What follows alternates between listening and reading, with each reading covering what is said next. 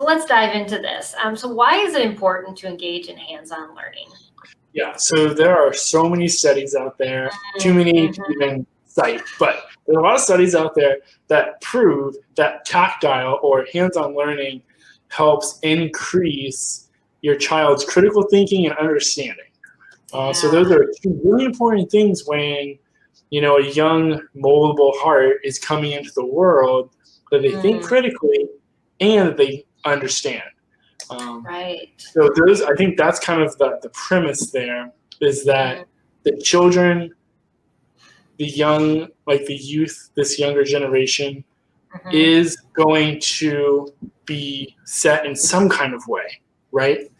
And we want to see them set in a biblical way. So Mm-hmm. that's Yeah. why our heart is to take these museums and use them to point kids and families to Christ. As that's the ultimate, like the chief end of man is to glorify God and enjoy Him forever. And you can glorify God and enjoy Him in a museum. Mm-hmm. Definitely. So, I'm an engineer by background or by schooling and scientist. And so growing up, I remember questioning everything. But if you Mm-hmm. gave, especially if it was taught out of a book, I was one of those hard-headed kids that, I had to learn it the hard way or, do a hands-on project to really be convinced. And so hands-on learning takes away that questionable thing that kids often will go, oh, well, the teacher said that, but I don't believe it. And so definitely, having those opportunities for hands-on learning, and I've even seen it in my own kids, you can't refute it when you just proved it as you're using whatever, you're using it with your hands and touching it. And so, so definitely.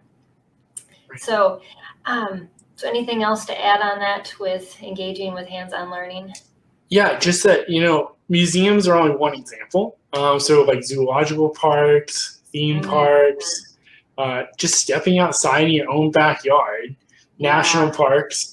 Mm-hmm. There's so many hands on learning opportunities. And like nowadays, with the advent of technology and how fast paced things are innovating, it can be really easy to stuff museums in the back of our mind and say, oh, well, like we'll get to that when we have a field trip day, or like maybe if we're driving on vacation and we pass a museum, we might visit it on the way back home, right? So it like Right. always seems to be an afterthought to so many people, Mm-hmm. including like my family.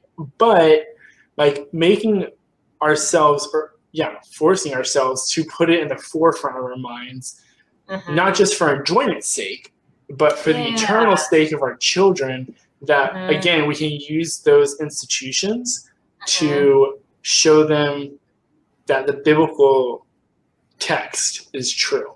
Mm-hmm. Yeah, you can weave the Bible into every subject. Mm-hmm. It was interesting. I have 10 adopted siblings, and one of my team members is actually teaching him online, and he hates history, and so but he loves Bible. So she's like, so she approached my mom and she said, well, really the Bible is history. So if you don't mind me teaching history from the Bible, then we'll just trick him that he's not doing history. So yeah, there you can cover every subject in Yes, there, yes, science and yeah, all of that. yeah, So I think that's kind of funny, yeah. but yeah, definitely. That's a very good point that you made. Is that museums aren't just the stuff you tack on for a field trip, like public schools do. As that extra bonus day Mm-hmm. that kids get. As homeschoolers, we can build that into our curriculum Right. all the time Yeah. and make use of so many resources around Mm-hmm. us. And like you said, there's other. It isn't just the big museums. It's the zoos. It's the botanical gardens. It's we belong to the historical society when we lived in Minnesota, and I took advantage of that. At least once a week because Nice. it was readily available, and my kids needed to get out of the house as well as me. Yeah. So definitely, engaging in that,